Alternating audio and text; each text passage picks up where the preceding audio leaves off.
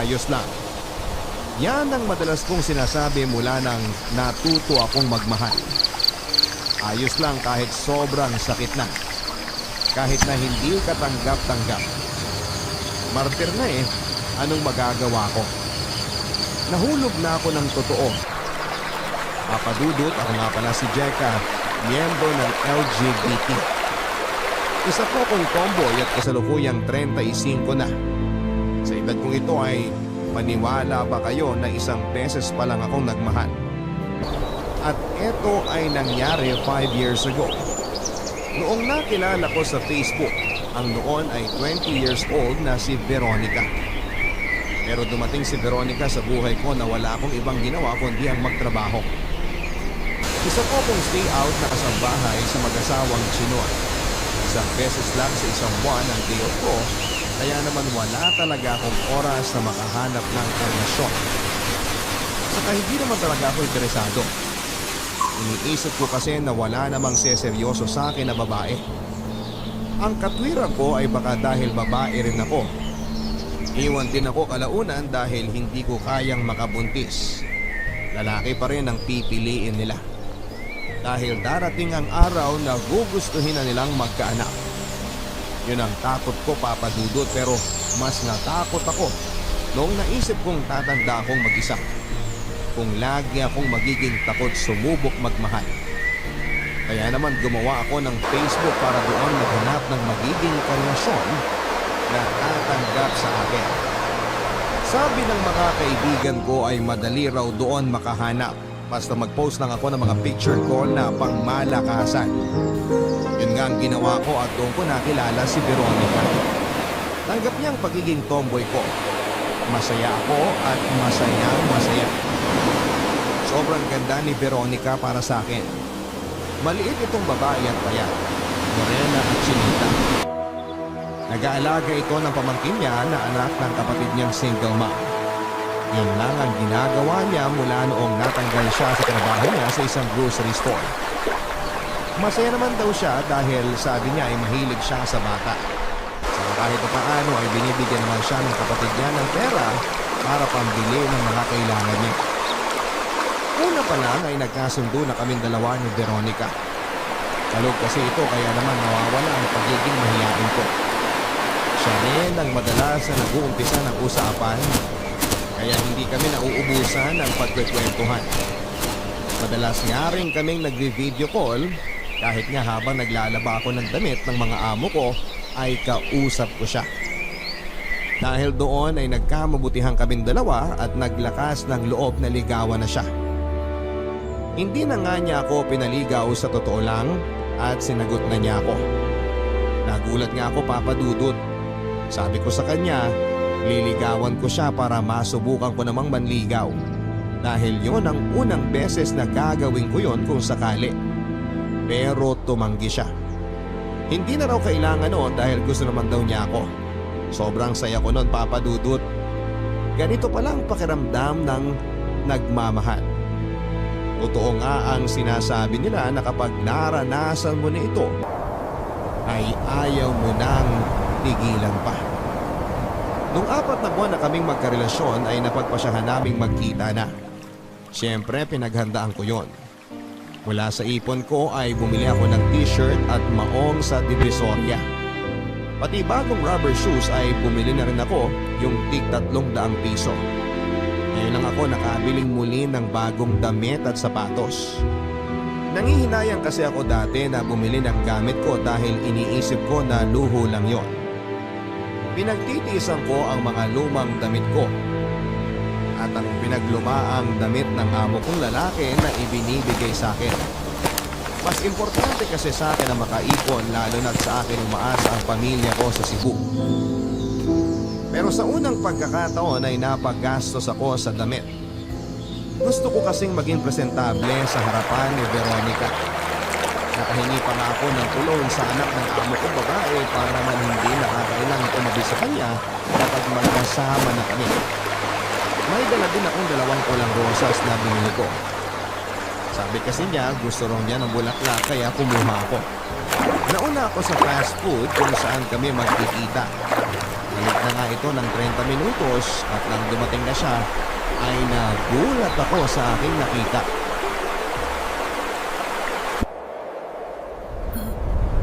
Veronica, ikaw ba yan? Oh, bakit parang nakakita ka ng multo? Ay, sorry. Nagulat lang ako. Pasensya na kung na-late ako. Nahirapan ako maglakad eh. Nagka-cramps kasi itong paa. Buntis ka? Ang obvious pa masyado. 5 months na akong buntis. Masyadong malaki kung magbuntis ako, no? Paano nangyari? Siyempre, may nangyari. Akin ba yan? Bakit? May panggawa ka ba ng bata? Makakabuo ba tayo? Parehas tayo ng ano? Hindi sa'yo to, no? Pero ako ang karelasyon mo, di ba? 6 na buwan na tayong magkakilala. Tapos 4 na buwan na tayong magkarelasyon pero 5 buwan na tayong nagkakamabutihan. Paano? Pinapasakit mo lalo pa ako sa math compute na yan eh. Basta, buntis ako. Period. Pero di ba Oo, magkarelasyon pa rin tayo. Huwag kang mag-alala. Pero buntis ka na. Sa iba. Sa lalaki. Oh, ano ngayon? Pagsabay mo ba kami? Slight. Kasi naman akala ko di ako mag-fall sa'yo. Akala ko etos lang yung landian natin nung una sa Facebook. Hindi ko napansin. Lumalim na pala. Pero asan ang tatay ng anak mo? Actually, ako lang naman ang may gusto doon. Nilasing ko para may mangyari sa amin. Sinadya ko magpabuntis para para wala na siyang choice kundi asawahin na lang ako. Di nag-work. After kong sabihin sa kanya na buntis ako, bigla pa namang nawala. Nakakaloka. Paano ka? Andyan ka naman eh. Pero hindi ko anak yan. Well, mula ngayon, anak na natin to. Ayaw mo bang magkaanak? Gusto, pero hindi sa ganitong paraan. Anong gusto mo? Ikaw ang magbuntis? Wala ka namang choice, pumayag ka na lang. Tsaka sabi mo sa akin, lahat gagawin mo, di ba? Unang pagkikita pa lang kasi natin to, at saka Walang pala salita eh. uy, huwag ka umiyak. Please, baka makasama sa baby. Baby natin. Baby natin? So, ibig sabihin, tanggap mo na. Oo, Ayos lang ba talaga? ayos lang.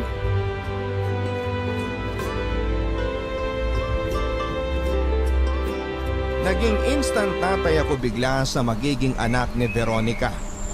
Wala naman akong magawa at hindi ako makahindi. Lalo na noong nakatitig na ito sa akin na parabang sa akin na nakadepende ang magiging buhay ng anak niya. Kung hindi ko lang talaga siya mahal ay hindi ako papayag. Pero andito na. Saka naisip ko na ito na ang pagkakataon ko para magkaroon ng sariling pamilya. Masaya din siguro ito. Si Veronica na rin ang nagsabi sa akin na mag-live-in na kami dahil pinapalayas na siya ng ate niya sa bahay nila. Dahil nahuli nitong kinukurot ang anak ng ate niya. Sana naman hindi niya ito gawin sa magiging anak namin.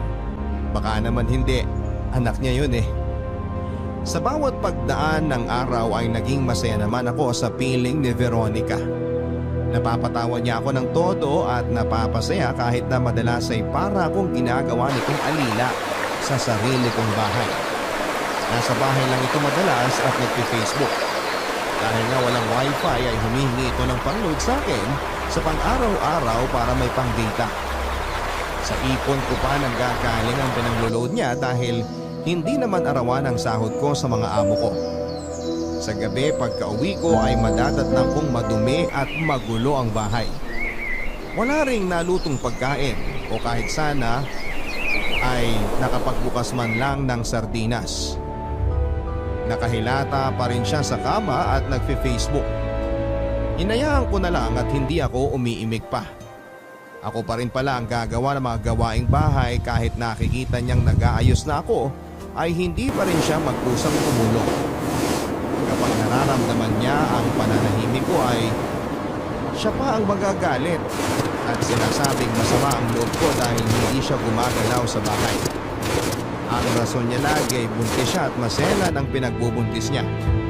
Pero madalas papadudot ay nahuhuli ko naman siyang nagsasayaw sa TikTok. Hindi ko na talaga alam ang paniniwalaan ko. Basta ang alam ko lang ay mahal ko siya at takot akong mawala siya sa buhay ko.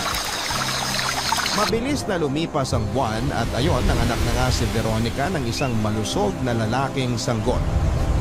Jeric ang pinangalan namin para hindi nalalayo sa pangalan namin ni Veronica. Malaking nagastos ko sa ospital dahil cesarean siya. Nasaid halos ang ipon ko pero ayos lang dahil masaya ako na makitang ligtas at buhay ang anak naming dalawa. Iba pala ang pakiramdam, no? Kahit alam kong hindi naman galing sa akin yung bata, ay mahal ko pa rin na parang sa sinapupunan ko ito galing. Inalagaan ko silang pareho habang nasa ospital at hindi yun nagbago hanggang sa pag-uwi namin sa bahay. Inalagaan ko pa rin sila kahit nakakapagod ng trabaho bilang kasambahay at pagkatapos ay uuwi ka para asikasuhin naman ang iyong sariling bahay ay ayos lang. Nakakawala ng pagod ang makita ang mag-ina ko. Masayang masaya ako papadudod kaya naman mas lalo akong ginanahan na magtrabaho at muling makaipon para sa kinabukasan naming pamilya.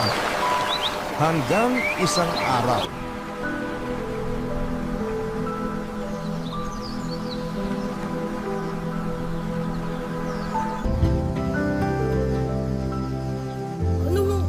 Anong ibig mong sabihin nga alis ka? Iiwan mo ko? Iiwan ko kayo. Kami? Kami ni Baby Jeric? Bakit? Meron pa bang ibang pwedeng iwan dito bukod sa rice cooker na kinakalawang na? Patawa ka.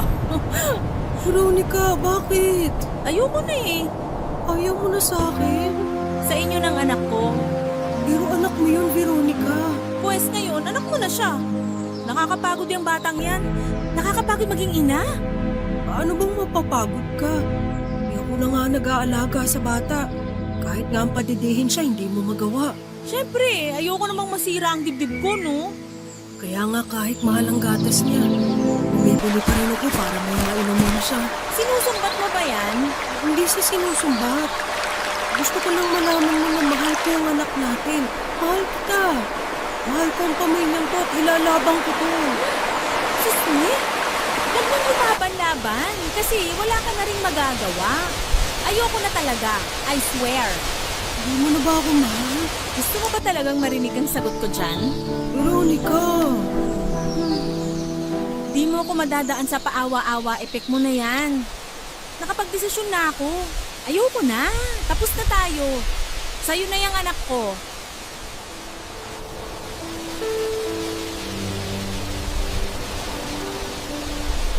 Tuluyan na ngang umalis si Veronica at iniwan kami. Iyak ako ng iyak noon habang kalong-kalong si Baby Jeric. Hindi ko alam ang gagawin ko noon. Nangihinig ako at sinabayan pa ng tila kurot sa aking dibdib sa tuwing babalikan ko ang mga salita ni Veronica sa akin. Ito ang unang beses na nakaramdam ako ng sakit na ganito. Parang nilulusaw nito ang utak ko at hindi ko alam ang gagawin ko. Basta ang alam ko lang noon ay kailangan kong buhayin ng mag-isa si Baby Jeric. Sa akin na siya. Ako na ang ina at ama niya. Papadudod, pinangako ko sa sarili ko na gagawin ko ang lahat para mabuhay ng maayos si Baby Jeric at pinangako ko rin sa sarili ko na ilalaan ko ang buhay ko para sa kanya. Wala na akong planong makipagrelasyon pa sa iba. Masyado akong dinurog ni Veronica. Ayoko na ulit makaramdam na magmahal tapos ay bigla kang iiwanan kapag hulog na hulog ka na. Ayoko na. Isang taong mahigit ang lumipas ay biglang bumalik si Veronica. Naalala ko pa ang araw na yon at isang umaga ng linggo, day off ko. Habang nagsasampay ako ng mga nilabang kong damit ni Baby Jeric ay biglang bumungad sa akin si Veronica. Nakangiti ito sa akin ng alanganin. Matagal kaming nagkatinginan bago ito dahang-dahang lumapit sa akin. Hindi ko alam ang gagawin ko noon. Nakatitig lang ako sa mukha niya at hindi ko namamalayan na unti-unti nang nababasa ng luha ang aking pisngi. Napakaganda pa rin niya. Walang pinagbago maliban sa pagpapaikli nito ng kanyang buhok na mas lalo nagpalutang sa kanyang ganda. Nang magkaharap na kami ay nakita ko sa kanyang mga mata ang mga luhang katulad ng pumapatak sa akin. Hindi ko napigilan ang sarili ko, Papa Dudut. Sinunod ko kung anong dikta ng aking puso at yun ay ang yakapin siya at halikan. Hindi naman siya kumontra at sinuklian ang ginawa kong yakap at halik. Namiss ko siya.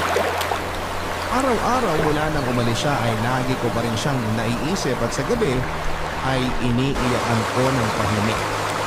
Alam ko sa sarili ko na sa loob ng mahigit 1 taon itong pagkawala, alam kong siya pa rin ang mahal ko at walang pinagbago yon. Walang nagsasalita sa amin. Nagtitinginan lang kami na tila ba nagpapakiramdaman pa. May bago pa kaming pareho sa isa't isa. Muli ko siyang niyakap at sa pangalawang yakap na yon ay natuon ang atensyon ko sa umbok na tumama sa aking tiyan.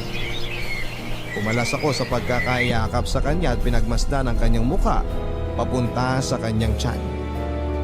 Pinalik ko ang tingin sa kanya at tumangulang ito na tila ba alam na niya ang nais kong tanungin. Buntis si Veronica. Buntis na naman si Veronica. Umamin siya sa akin na nung mga panahong nag-decide itong iwan kami ni Baby Jeric ay nakilala niya ang isang lalaki na 45 na ang edad. Sabi niya ay may kaya ito at inamin niyang nasilaw siya sa offer nito na ibibigay sa kanyang lahat basta sasama siya dito. Sumama nga siya kaya niya iniwan kami. Masaya naman daw ang unang naging relasyon nila. Nakontento siya at akala niya ay yun na yun hanggang isang araw nalaman niyang may asawa pala ang lalaking ito. Galit na galit noon si Veronica pero wala na siyang magawa. Nakiusap ang lalaki na huwag siyang iwan at pinangako sa kanya na ibibigay pa rin ito ang lahat ng hilingin ni Veronica. Muli naman siyang nasilaw at pumayag na ilihim ang kanilang relasyon. Pero magaling ang asawa noong lalaki. Kaya naman nahanap nito ang tinitirhan ni Veronica. Binantaan siyang papatayin kapag hindi pa siya tumigil sa pakikiapid sa kanyang asawa. Umayag si Veronica dahil sa takot at iniwan na ang tinitirhan niya. Wala itong bitbit na kahit na ano. Tanging sarili niya at ang ipinagbubuntis niya na 4 na buwan na. Kaya heto siya ngayon muling bumabalik sa akin dahil wala siyang ibang malapitan na alam niyang tatanggapin siya. Ako lang yon at hindi siya nagkamali. Tinanggap ko siya ng buong buo kasama ang kanyang magiging pangalawang anak. Humingi ito ng tawad sa akin at sinabing hindi na uulit pa. Natuto na raw siya at masaya siyang nakabalik sa akin. Natuwa ako, Papa Dudut. Mahal ko siya eh. Mahal na mahal. Kaya naman napakadali lamang natanggapin siya at patawarin. Isa na naman kaming pamilya. Oo na naman kami at madadagdagan pa ng isa.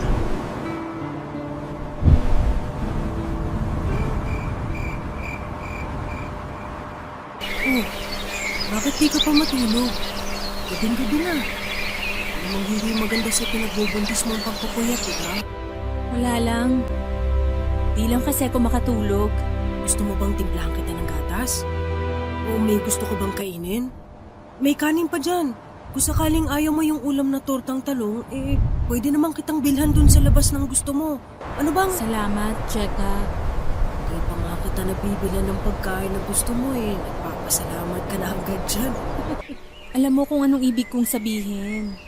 Alam mo kung bakit ako nagpapasalamat sa'yo. Sabi ko naman sa yung ayos na yun eh. Di mo naman kailangang ulit-ulitin ang paghingi ng tawad at pasasalamat sa akin. Ayos na yun. Ayos lang ba talaga? Ayos lang. Ang swerte ko sa'yo. Ang swerte-swerte ko dahil kahit 2 beses na ako nagkamali. Nandyan ka pa rin. Tinanggap ako pabalik. Kasi mahal kita. At nabasa ko sa pocketbook dati na pag mahal mo, matuto ka magpatawad. Pero di ka tanggap-tanggap ang... Tanggap ko na lahat. Huwag mo na masyadong pasamay ng loob mo. Ayoko nakikita kang ganyan eh. Ayoko maapektuhan ang dinadala mo. Ayoko maapektuhan ang anak natin. Salamat, Cheka. Mahal lang talaga kita, Veronica.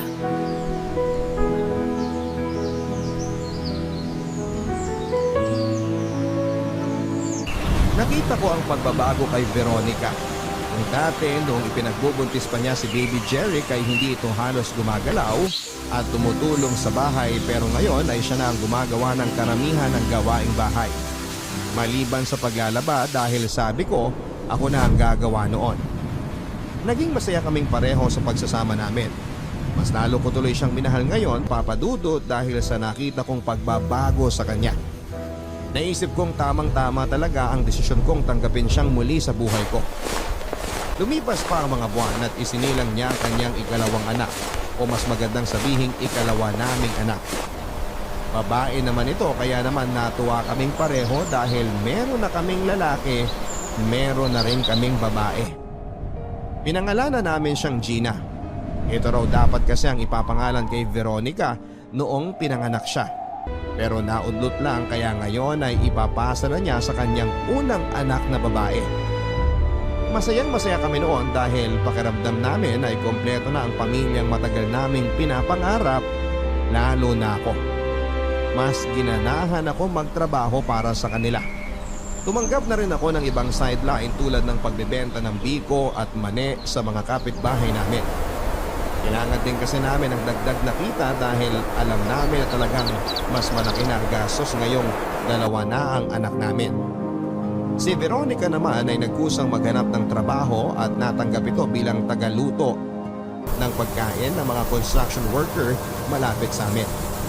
Tuwang-tuwa nga itong ibinalita sa akin na natanggap siya at sinabi niya na tutulungan niya akong mag-ipon para makalipat na kami sa mas malaking mauupahan.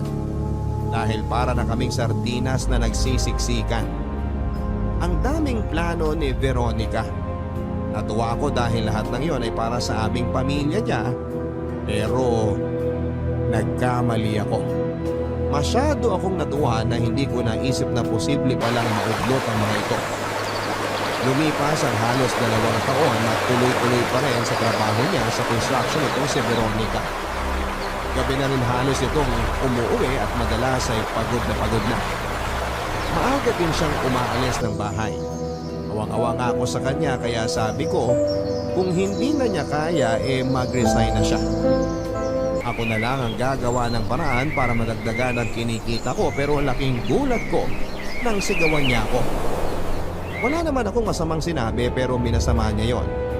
Huwag daw ako makialam sa buhay niya. Tumahimik na lamang ako. Inisip ko na lang na baka pagod lang talaga ito sa trabaho kaya niya ako nasigawan. Normal lang naman yon. Akala ko isang beses lang mangyayari yon, pero nagkamali ako. Lagi na itong buknutin. Inisip ko na baka dala ng kuya. Lagi ito nagagalit sa akin at wala akong makuhang rason kung bakit. Lagi nitong pinupuna ang bawat pagkakamali ko. Kahit sobrang liit at sobrang tagal na. Bigla itong nang babalik ng mga nagawa kong pagkakamali.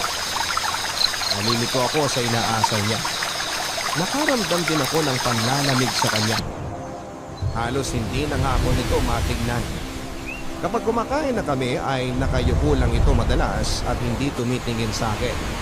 Kapag tinatanong ko kung may problema siya ay magagalit ito, at kapag nagpumilit pa akong alamin kung bakit siya ganon ay bigla nitong ibabato sa akin ang plato na may kanin at saka ako nito mumurahin. Ilang beses nangyari ito, Papa Dudut, at hindi ko alam kung bakit hanggang isang araw nagkaroon ng linaw ang lahat. Isang Lunes ng hapon ay may ipinabili sa akin ng amo ko sa hardware. Maraming tao noong nakarating ako doon at halos nasa labas ako ng hardware. Habang hinihintay na maubos ang customers ay patingin-tingin ako sa paligid habang mahinang kumakanta. Inaliw ko ang sarili ko sa pagtingin sa mga naglalakad, sa mga nagbebenta. Panay din ang tingin ko sa mga establisyamentong nakapaligid sa hardware hanggang sa napadapo ang mata ko sa isang motel sa kaliwa ng hardware. Bigla akong kinabahan. bigla akong napalakad papunta doon. Nanginginig ang katawan ko habang nakatitig sa isang babaeng pinakapamilyar sa buhay ko. Dire-diretso ako at huminto lang ako ng may halos 2 metro ang layo ko sa kanya at kasama niya. Si Veronica yon at may kasama itong lalaki na ang tansya ko'y halos kaedara nito. Nagyayakapan silang naghahalikan kaya hindi nila ako napansin. Hindi nila napansin na nandun lamang ako at nakatingin sa kanila at hindi alam ang gagawin. Lumapit ako papadudot. Kinalabit ko si Veronica at nakita ko ang gulat sa mukha niya. Tinanong ako ng lalaki kung sino raw ba ako at hindi ako umimik. Kaya naman ibinaling ng lalaking yon ang tanong kay Veronica. Hindi ito umimik noong simula pero noong nakaisip ng isasagot ay bigla ako nitong sinampal at sinabing hinipuan ko raw siya at stalker daw ako. Sigaw ito ng sigaw at tila takot na takot. Nanlaki ang mga mata ko sa inasal ni Veronica. Sasabihin ko palang dapat sa lalaki kung sino ako pero binigyan na ako nito ng suntok. Ilang beses ako nitong sinuntok at nang mapahiga ako sa sahig at tinadyakan ako nito nang tinadyakan sa tiyan hanggang sa dibdib. Iyak ng iyak si Veronica. Hindi dahil sa nangyayari sa akin kundi sa pagpapanggap na na-trauma ito sa akin dahil sa pag-iisto ko at panggugulo sa kanya. Wala man lang umawat ng mga oras na yon. At nang mapagod na ang lalaki sa kakatadyak sa akin ay hinila na niya si Veronica para pumasok na sa motel na yon. Nang makalayo na sila ay saka ako tinulungan ng isang babae para makatayo. Nagtanong ito kung gusto ko raw bang magpa-ospital pero tumanggi ako at saka dahan-dahang lumakad na papalayo. Alam kong nakatingin ang mga nakasaksi sa pangbubugbog sa akin ng lalaking yon. Kaya naman pinilit kong bilisan ang paglalakad para makaiwas sa kanilang mapanghusgang mga tingin. Bumalik ako sa bahay ng amo ko at alalang-alala ito sa sinapit ko. Nakiusap ako papadudot na uuwi na muna ako at pumayag naman sila. Hindi ko sinabi sa kanila ang nangyari kung bakit ako nabugbog.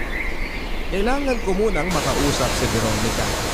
Gusto kong maniwala na may maganda siyang dahilan kung bakit niya nagawa yon.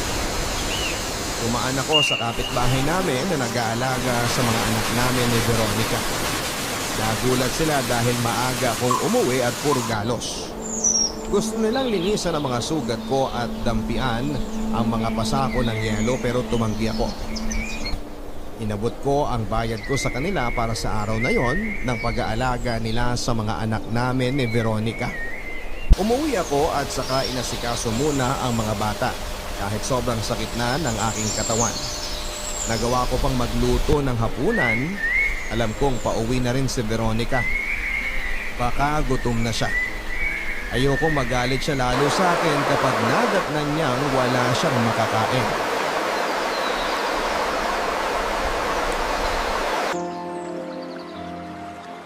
Veronica, Mag-usap nga tayo. teka, kumain ka na ba? Ito, ginisa ko yung sardinas. Ano sa'yo yan? Bibili ako sa labas. Mampu ka! Mag-usap tayo! Oo! Bakit ka ba nandun? Sinusundan mo ba ako, ha? Hindi totoo yan. May binibili lang ako. Sinungaling! Isang beses pa nagawin mo yan sa akin, di lang yan ang aabutin mo. Veronica, sino ba yun? Sino ba yung kasama ko? Boyfriend ko! May angal ka? Pero ako, Kung magpa-boyfriend ako, wala ka nang pakialam doon. Pasalamat ka nga kahit na may kabit ako eh. Di pa rin kita iniiwan. pero ano yun, Veronica? Ano ba na maghanap ng kalinga ng isang totoong lalaki? Yung lalaking magpapaligaya ka lang sa akin. Bumalik tayo sa akin. Kung sasabihin ko oo, naniniwala ka? Tatanggapin mo? Hindi ko alam. Jeka, hindi na ako masaya sa'yo. Di mo ba maramdaman yon? Di mo na ba ako mahal? Ipapabugbog ba kita kung mahal pa kita? Ayusin natin to. Baka natutokso ka lang. Alam ko mahal mo pa rin ako. Iba rin ang kapal ng mukha mo, no? Iba rin eh. Alam mo ba kung anong ginawa namin sa motel kanina? Julie, makinig ka. Ginusto mong mag-imbestiga di ba? Veronica, please. Ang galing niyang humalik. Ang galing-galing niya, Jeka. Walang-wala ka sa kanya. Kaya nga di ako nakokonsensya kung sakaling ilang beses kitang iputan sa ulo dahil napapaligayan niya ako ng sobra. Bibili lang ako ng kanin sa Yung mga kiss niya, iba. Yung mga yakap niya, di mo mapapantayan kahit anong gawin mo. Tama na! Tama na, please! Umupo ka dyan! Makinig ka! Intrimitida ka, di ba? Pwes, ikukwento ko sa'yo ng detalyado lahat.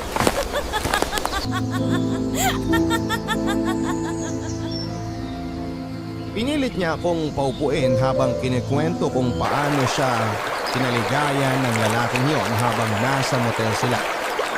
Umamin din siya na ilang beses nang may nangyayari sa kanila ng lalaking yon na kasamahan niya pala sa trabaho. Nilista pa nito lahat ng motel na pinasukan nila at sinabi niya sa akin na kung sakaling hahanapin ko siya ay nandun lang siya sa isa sa mga motel na yon at nagpapaligaya. Iyak ako ng iyak noon, Papa Dudu. Nanginginig ang buong katawan ko habang pinakikinggan ang mga sinasabi niya. Sa huli nang matapos siya ay sinipa niya ako sa hita at sinabing bumili na ng pagkain niya dahil gutom na siya. Dinuraan pa ako nito sa mukha nang tumingin ako sa kanya at saka tumawa. Hinang-hina ako noon, Papa Dudut, hindi dahil sa mga inabot kong pasa at sugat, kundi dahil sa mga narinig ko kay Veronica. Akala ko ay nagbago na siya. Lumala pa pala siya.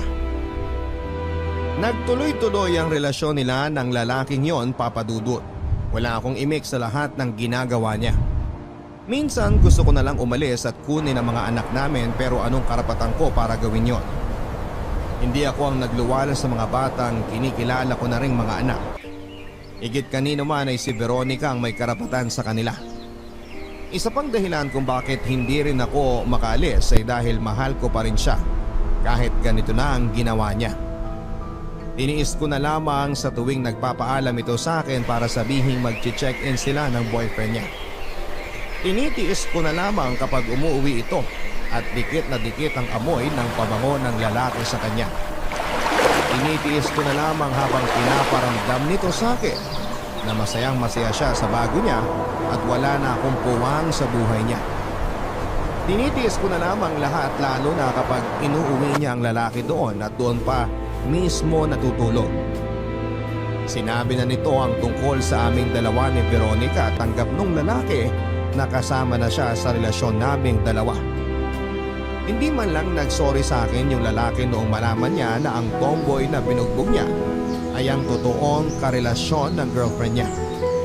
Kapag andun nga ang lalaki ay sila ang magkatabi sa kama habang kami naman ang mga anak namin ni Veronica ay sa sahig natutulog. Awang-awa ako sa mga bata dahil ang ginagawa ko na lamang na panabla sa lamig ng sementong sahig ay tuwalya, pero hindi yon sapat. Tumigil na sa pagtatrabaho si Veronica at yung lalaki na lang ang nagtatrabaho sa construction. Pero nabalitaan kong matatapos na raw ang kontrata nito, kaya namumroblema siya kung saan siya hahanap ng trabaho sa susunod. Ang sabi ni Veronica ay huwag na raw intindihin ng lalaki ang trabaho dahil nandun naman daw ako para makapagbigay ng pera. Nilapitan pa nga ako ni Veronica para sabihin na kapag nawala na ng trabaho yung lalaki at lumapit ito sa akin ay pautangin ko lang daw. Mabait naman daw yon at nagbabayad ng utang. Hindi totoo yon, Papa Dudut. Mula nang pinautang ko ito tuwing sahod ay wala ni isang kusing na bumabalik na kabayaran. Hanggang isang araw ay hindi lang nagpaalam ang lalaki at hindi na nagparamdam. Ramdam ko ang lungkot ni Veronica mula nang hindi na nagparamdam ang lalaking yon. Araw-araw pa rin itong nag-aabang sa labas at umaasang babalik. Yung lalaki sa bahay namin. Bawat tulog ng cellphone nito ay hindi siya mapakali. Nakatodo pa ang ringtone niya para marinig niya kung sakaling tatawag yung lalaki sa kanya pero wala. Hindi na bumalik pa yung lalaki. Palihim na umiiyak sa gabi si Veronica. Ayaw nitong marinig ko marahil ang iyak niya ng pagsisisi. Kunwari na lang ay hindi ko siya naririnig para hindi na rin ito mapahiya.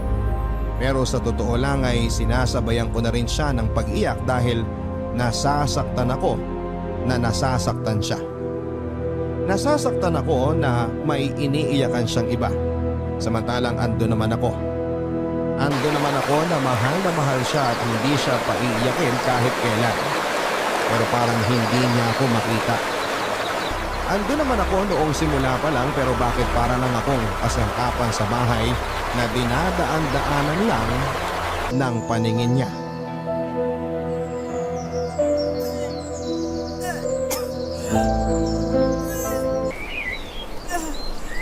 Veronica? Ayos ka lang? Ano nangyayari sa'yo? Sabi lang wag mo akong hawakan eh. Teka, ikukuha kita ng tubig. Baka napasama lang ang sikmura mo dahil sa kinain mong isda kanina. Ano ba, Jeka? Bakit ba ang pakilamera mo? Concern lang naman ako sa'yo eh. Sandali, kukunan lang kita ng bimpo. Ano ba? Mukhang yung kinain mong isda yan eh. O baka yung tubig natin.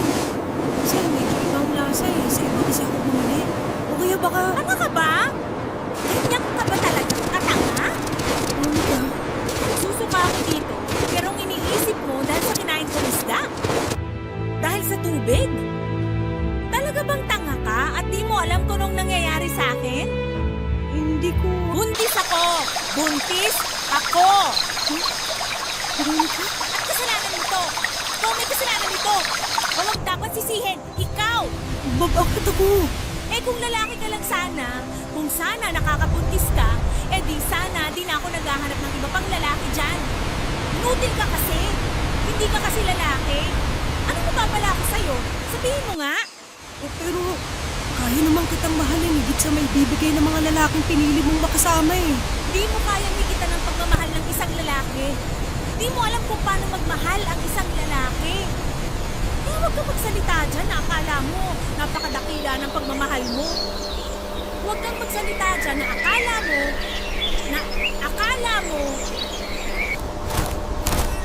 Veronica!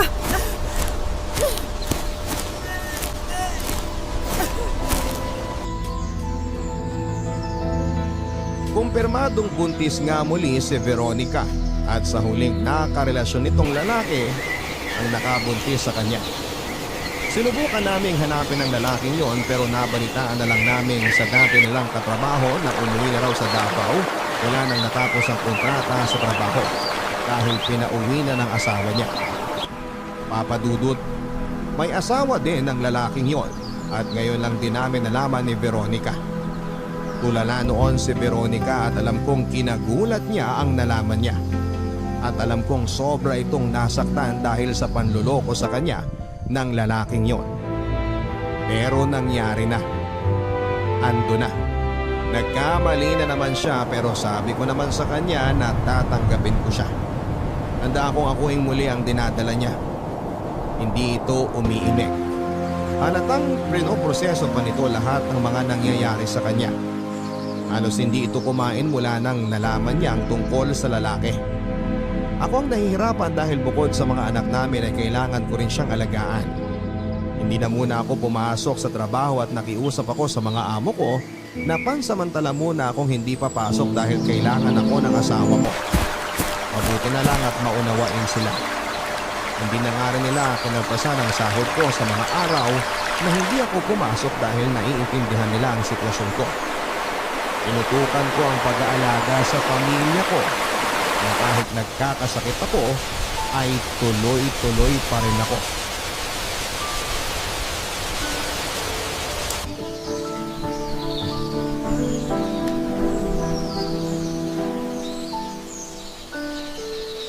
Anong ulam? Saglit lang Veronica ha, timplahan ko lang ng gatas si Gina. Ano ba naman yan, Jeka?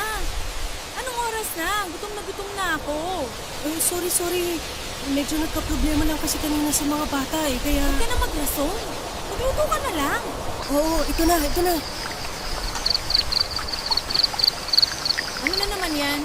Okra. Ipapatong mo na naman dyan sa kanin. Oo, para maluto. Alam ko, ilang araw na natin ulam yan eh. Puro okra, hindi okra sardinas. Medyo gipit lang kasi eh. Alam mo namang... Maglalason ka kasi. Sinasabi ko lang naman... Tumanap ka ng karne. Ayoko na okra. O, teka, magpapalit lang ako. Ngayon na. Oh, anong iniiyak-iyak mo dyan ha? Inaano ka? Pagod na ako. Napagod na ako, Veronica. Pagod na talaga ako. Kaya ka nag-iinarte dyan? Kala ko ba lalaki ka? Ay bakit nga ngawa-ngawa ka dyan? Pagod na akong ginaganito mo na lang lagi. Pinapastos. Natrato na parang aso. Pagod na ako. Hindi ko na kaya. Ay di sumuko ka na. Iwan mo na ako. Malis ka na. Sana nga, ganun kadali. Sana isagsabi mo lang, umalis na ako. Susunod ako eh. Pero hindi. Hindi yun, parang pagintusan mo lang ako ng mag-igib o bumili ng pagkain sa madaling araw. Madali lang gawin yung mga yun. Kaya kong gawin yun. Hindi ko kaya gawin eh. Hindi ko kaya gawin iwan ka. Kahit sabihin mong umalis na ako, kahit sabihin mong iwan na kita, hindi ko kaya.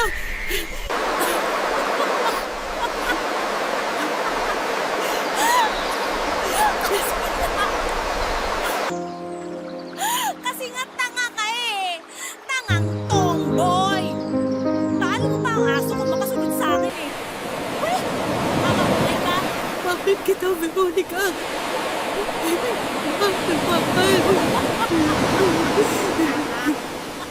Mahal.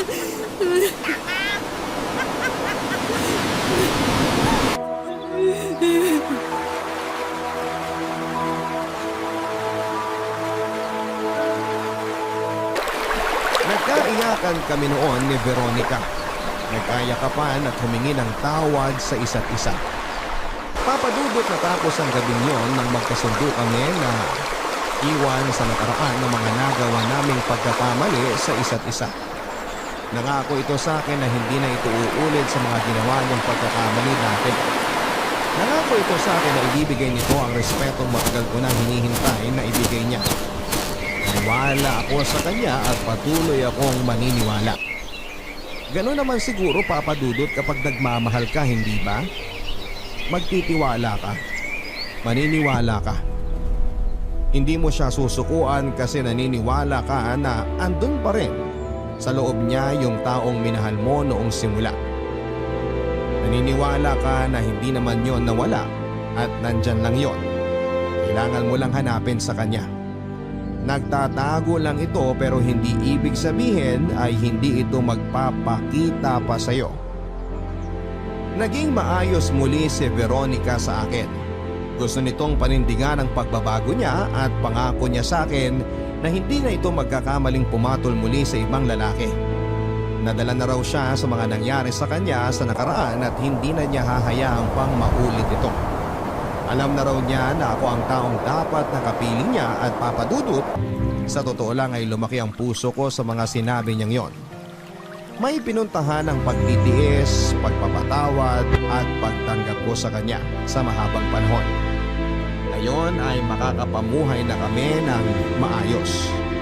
Habang buntis si Veronica ay pinapirmi ko siya sa bahay lalo na't masela na ang kanyang kalagayan. Ayon na rin sa doktor. Masama ang loob ni Veronica dahil gusto nitong makatulong sa akin sa paghahanap buhay lalo't lumalaki na rin ang dalawang anak namin. Kaya naman sinabi ko na mag-online selling na lamang siya at ako nang bahala sa pag-deliver sa day off ko. Masaya naman ako dahil hindi ito tamad at makasarili tulad ng dati. Alam kong nagbago na siya dahil lahat ng kinikita nito ay nilalagay niya sa garapon para sa gastusin sa panganganak at ibang bagay. Masaya ako, Papa Dudut. Masayang masaya. Ganito pala ang pakiramdam na may katuwang ka sa buhay. Sa paglipas ng ilang buwan ay nanganak na nga si Veronica. isang lalaking sanggol na pinangalanan niyang Jet. Kasunod ng pangalan ko. Si Veronica ang may nais nito para daw mas maramdaman ko na ako ang tatay ng ikatlo niyang anak. Natuwa ako, Papa Dudut, at sa wakas ay totoong pamilya na kami. Mas lalo akong ginanahan sa pagtatrabaho at tumanggap pa ako ng ibang sideline sa madaling araw para lamang maging sapat ang perang papasok sa amin, Papa Dudut. Lalo na't naging sakitin si Baby Jet. Labas-masok ito sa ospital at halos doon napunta ang mga inipon namin ng ilang buwan. Nagkanda utang-utang pa nga ako sa boss ko at alam kong hindi ko yon basta-basta mababayaran, kaya naman bilang utang na loob na lang at pasasalamat ay nagdagdag ako ng oras ng pagtatrabaho sa kanila para hindi sila manawa sa pagtulong sa amin. Pagod na ako, Papa Dudut, para itaguyod ang pamilya ko. Pero sa tuwing umuwi ako at nakikita ko ang mag-iina ko, napapawi naman lahat ng pagod at ang hirap ko. Napapangiti ako. Ang sarap maging ama kahit sa mga hindi mo mismo kadugo talaga. Sa pagdaan ng maraming araw, linggo at buwan, ay walang naging problema sa tahanan namin ni Veronica. Sa awa ng Diyos ay nalampasan namin ang problema na kinakaharap namin sa aming bunsong anak. Naging payapa na muli ang lahat at unti-unting naibalik sa ayos. Maliban sa isang bagay. Ang tiwala ko kay Veronica. Papa Dudut, aaminin ko na kahit sinabi ko nang pinatawad ko na sa lahat si Veronica sa kanyang mga nagawang kasalanan, ay hindi ko pa rin makalimutan ang lahat. Maraming beses na bigla ko na lamang maaalala lahat ng kanyang ginawa mula noong simula. Mula noong unang beses niya akong niloko. Lahat-lahat ay bumabalik kahit na hindi ko gustuhin. Kahit habang naguhugas ako ng plato ay bigla kong maaalala na minsan ay iniputan ako nito sa ulo.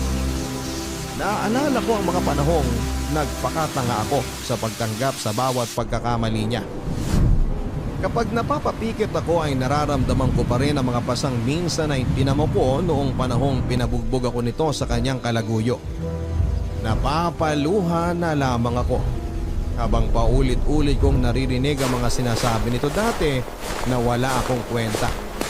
Na kung sana ay lalaki lang ako ay mapapaligaya ko siya tulad ng mga naging kabit niya. Napakasakit na balikan yung mga panahong dinuduro-duro niya ang pagkatao ko habang pinamumukha sa akin na walang magmamahal sa katulad ko. Papa Dudut, oo, nagpatawad ako. Pero hindi naman ibig sabihin noon ay totoong nakalimot na ako. Hindi ko sinabi kay Veronica ang nararamdaman ko sa tuwing bumabalik sa aking alaala ang lahat ng mga nangyari mula noong simula. Ayoko kasing pag-awayan pa namin yon. Ang iniisip ko ay baka mawala din yon kapag tumahimik ako. Mawawala din yon kapag tumagal at kapag pinalipas ko. Pero nagkamali ako. Habang kinikimkim ko ang lahat ay mas lalo itong nagwawala. Mas lalo itong naguhumiyaw at tila nawawalan ako ng kontrol sa emosyon ko. Pero sinubukan ko pa rin kalabanin yon para hindi masira ang nagiging maayos na relasyon namin ni Veronica. Pero sadyang malakas ang pakiramdam niya. Alam niyang may mali. Hindi ko alam kung sadyang malakas ang pakiramdam niya o sadyang hindi lang ako magaling magtago talaga.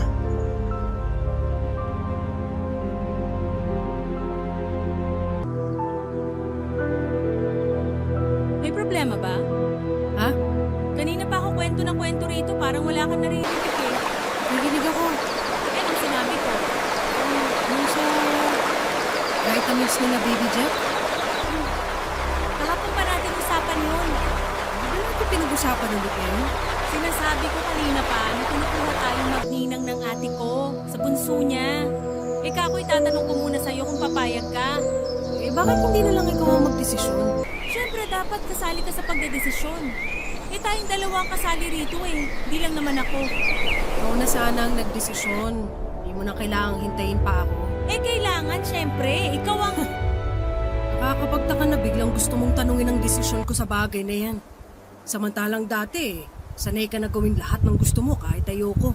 Cheka, ano bang... O di ba tama naman? Ikaw lagi nagdedesisyon sa kung ano gusto mo. Kahit alam mo masasaktan ako, sige, gagawin mo lang. Hindi mo na pinag-iisipan pa. Ayos lang ba ako sa ginagawa ko? Teka, Ayos lang ba ako napunti sa iyo, ba? Jeka, ayos lang ba kung ikaw na lang ang maging tatay ng mga anak ko? Jeka, ayos lang ba kung patatawarin mo na ako? Jeka! bakit? Bakit ngayon bigla mo binabalik sa akin lahat ng pagkakamali ko? Akala ko ba napatawad mo na ako? Akala ko ba tanggap mo na? Akala ko rin eh. Akala ko ayos lang sa akin pero hindi pala. Masyado ako maaga nagpatawad. Masyadong hilaw ang lahat. Kaya ngayon ito, nung nahinog na lahat tsaka ko naramdaman yung galit. Sana pala, di na ako umasang totoo lahat ng pagpapatawad at pagtanggap mo. Wow! Parang ako pa ang mali rito. Sino ba gumawa ng lahat nito? Di ba ikaw? Oo, pero sana di ka na lang nagpanggap na ayos lang sa'yo lahat. Kailangan ko magpanggap na ayos lang ang lahat dahil mahal kita. Mahal na mahal. Kasalanan ko pa ba yun? Kasalanan ko ba na patawarin kita dahil gusto na kita uli sa buhay ko? Kasalanan ko ba yun? Pero sana, nagsabi ka na lang ng totoo. Hindi yung ganito na araw-araw pinaparamdam mo pa rin sa akin yung mga pagkakamali ko dati. Pinagsisisihan ko na yon. Baka naman pwedeng talikuran na natin. Mag-move on na tayo, please. Dali lang kasi sa'yo, palibasa, ikaw yung nakagawa ng kasalanan. Hindi mo nararanasan yung nararamdaman ko. Araw-araw na lang kinakain ng inis at galit dahil sa ginawa mo. Kati-kati mo kasi, Veronica. Sobrang kati mo, hindi ka mapirmi sa isang tao. Wala kang karapatang pagsabihan ako ng ganyan. Wala! Ang kapal ng mukha mo!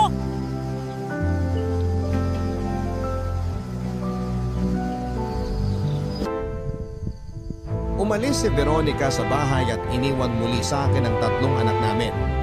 Inayaan ko ito at hindi ko na siya hinanap. Pakiramdam ko naman ay babalik din siya lalo na't wala naman itong dinalang kahit na anong gamit niya. Baka nakitulog muna sa mga kaibigan namin pero hindi ko rin kinontak ang mga kakilala namin.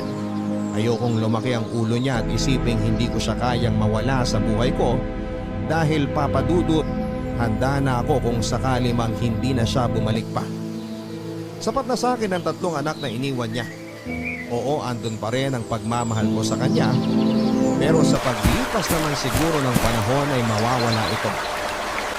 Lumipas ang maraming araw, linggo at buwan. Pero hindi na nagpakita at nagparamdam pa si Veronica. Yun ang senyales na talagang kailangan ko nang kalimutan siya at ipagpatuloy na lang ang buhay kasama ang mga iniwan niyang anak sa akin. Hindi man katulad ng dati ang lahat papadudot, pero mas nakakahinga na ako ngayon.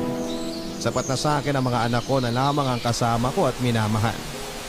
Alam ko sa kanila pa lang ay kaya ko nang ibuhos lahat ng pagmamahal na meron sa aking puso. Hanggang isang araw makalipas ang 7 buwan, ay muling nagpakita si Veronica sa akin. Namumuhi ako habang pinagmamasdan siya naglalakad papunta sa bahay.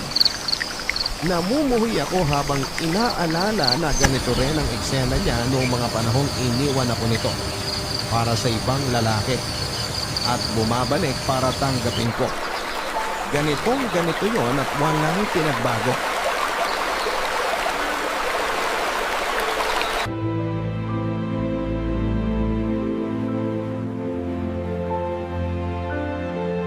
Kumusta na ang mga bata? Ayos naman. Pwede ko ba silang makita? Nasa kapitbahay, nakikipaglaro. Bakit di sila pwedeng dito na lang sa bahay maglaro? Mukhang kompleto naman ang mga laruan nila. Ginagawa ko eh. Naglalaba ako tsaka mamaya kasi kasuhin ko yung mga tinigil mo. Kumagalit, ano sila sa kapitbahay. Eh malalaki na naman sila. Mas ayos yata Kung kung muna akong turuan, Veronica. Alam ko kung ano makakapit sa mga anak ko. anak ko sila, Jeka. Oh, ikaw ang nagluwal sa kanila pero inalagaan mo ba? Napakasagot. Kasi, mas nanay pa sa iyong inahing pusa na hanggat hindi sigurado sa paglaki ng mga kuting niya, hindi niya iiwan. Eh ikaw, asan ka lagi tuwing lumalaki sila? Lagi kang nawawala, di ba? Kung saan-saan bubong ka pumupunta para magpakasaya. Samantalang mga kuting mo, nangungulila sa gatas mo. Please, Jeka. Ayoko makipag-away sa'yo. Oo, mali na ako. Masyado lang ako nadadala ng emosyon. Kung ayaw mo makipag-away ka sana, hindi ka na lang nagpakita rito. Hinayaan mo na lang sana kami rito dahil kaya naman namin na wala ka eh. Pero di ko kayang wala kayo. Ah, talaga? Talaga? Buntis ako. Ulit? Ah! Talo mo pa talaga ang pusa. Bumalik ako kasi. Kasi hindi ka na naman mapanindigan ng nakapag sa iyo. Pwedeng hulaan. May asawa na naman ba? O baka naman hindi pa ready na maging ama. Kahit isinente na lahat. O baka naman dahil lasing ka na naman. Kaya hindi mo na naman alam ang ginagawa mo. Ano? Hindi ka sa mga sinabi ko. Wala niyo isa dyan. Eh ano? Handa akong panindigan ng nakabuntis sa akin. Ano naman pala eh? Bakit ka pa nandito? Ano pa bang problema mo? Hindi ko siya mahal. At problema ko yun? Ikaw ang mahal ko, Jeka. Ha! Bakal? Parang hindi mo na nga alam at hindi mo na sarili mo na lang. Masyado ka madamot, Veronica. Damot ka. Alam ko, marami akong nagawang pagkakamali sa'yo. At sige, isumbat mo yun sa akin araw-araw. Maiintindihan ko. Mauunawaan ko. Basta tanggapin mo lang ako uli. Sa tingin mo, ganun kadali yun? Papasok ka ulit sa buhay ko, sa buhay ng mga anak natin, tapos sasabihin tatanggapin kita na para bang walang nangyari? Mahal mo pa ba ako? Hindi na importante yan. Mahal mo pa ba ako? Oo! Mahal pa rin kita. Eh di tanggapin mo ako. Hindi. Hindi ko na gagawin yan. Hindi na ako tanga para tanggapin kita ulit at yung pagkakamaling nandyan sa tiyan mo. Sapat na sa akin ang 3 batang iniwan mo dahil sa pagkakamali mo. Masaya na ako, Veronica. Malaya na ako sa pagiging tanga sa'yo, kaya utak na loob, umalis ka na! Jeka, please. Please, huling chance na, please. Umalis ka na! Jeka! Jeka! Umalis ka na! Lumuhod sa harapan ko si Veronica habang patuloy ang kanyang pag-iyak. Ito ang unang beses na nakita ko siyang umiyak ng ganon. Pinagtutulakan ko na ito palabas ng bahay pero mapilit siya. Patuloy ito sa paghawak sa pintuan para hindi ako magtagumpay na mapalabas siya sa aking bahay. Hanggang sa makita ko na lamang ang pulang likido na umaagos sa kanyang hita. Nabahala ako dahil mukhang napalakas ang pwersa ko sa kanya. Napalabasin siya sa bahay.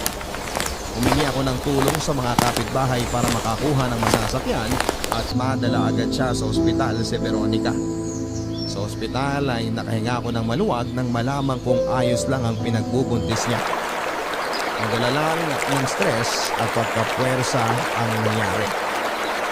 3 araw ito sa ospital at ako ang nagbayad ng bills dahil wala naman siyang pera. Ayaw niyang sabihin kung saan ang ama ng kanyang anak dahil ayaw na raw niyang magpakita dito. Mapilit pa rin siya na makipagbalikan sa akin. Paulit-ulit na nagmamakaawa sa akin at tanggapin ko siyang muli sa buhay ko. Panayang hindi ko. Sabi ko ay ayoko na talaga. Tigilan na niya ako at hinatid ko ito sa bahay ng kanyang ate para may makasama ito habang nagpapalakas. Sinubukan itong habulin ako pero mabilis akong sumakay ng taxi para hindi na siya makahabol pa. Kailangan ko nang umuwi. Malamang ay inip na ang mga anak ko sa kapitbahay. Kailangan ko na rin magluto ng hapunan namin. Ang laking perwisyo talaga nitong si Veronica sa akin. Nasira ang schedule ko. Nang makarating na ako sa kapitbahay ay agad ko nang kinuha ang mga bata at saka inuwi. Nagsimula na rin ako magluto ng mabilisang ulam para makakain na at maaga pa akong papasok sa trabaho kinabukasan. Pagod na rin ako Mabuti na lang at hindi mapili sa pagkain ng mga anak ko. At sa akin sila lumaking ganito. Kung kay Veronica, ewan ko na lang. Nang sumapit na ang oras ng pagtulog ay isa-isa ko silang hiniga para makapagpahinga na. Hindi rin ako nahirapan sa pagpapatulog sa kanila dahil mukhang napagod ang mga ito sa kakalaro mula kaninang umaga. Nang makita kong mahimbing na silang nakatulog ay napangiti ako habang pinagmamasdan pa sila ng ilang segundo. Tumayo na ako ng dahan-dahan sa pagkakaupo sa gilid ng kama at saka nagtungo sa labas ng bahay, dala ang aking cellphone. Nag-dial ako ng numero at makalipas ang ilang minuto ay sinagot ito ng isang babaeng tuwang-tuwa na tumawag ako. Napangiti ako at naluha dahil masaya akong narinig ang masaya nitong tinig. Nagkausap kaming dalawa ng halos 30 minutos bago ko pinatay ang tawag. Maaga akong papasok sa trabaho para magpaalam ako sa boss ko na mag-half-day na lamang ako dahil may susunduin pa ako na uuwi sa bahay. Walang iba kung hindi si Veronica. Kailangan kong sunduin si Veronica para iuwi na sa bahay ko. Sa bahay namin. Oo, Papa Dudut, tinanggap kong muli si Veronica sa buhay ko. At alam kong alam niyong lahat ang dahilan kung bakit. Muli kaming nagkaayos ni Veronica. Nangako ito na ito na raw ang huling pagkakamali at kasalanan gagawin niya. Natuto na raw siya.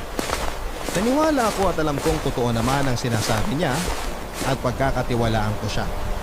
Sa ngayon, Papa Dudut ay nakabalik na siya sa bahay at unti-unti na naming inaayos ang kusot sa aming relasyon. Oo, naalala ko pa rin ang mga nagawa nitong kasalanan dati. Pero hindi ko na lang pinapahalata at sinasabi sa kanya para wala ng away.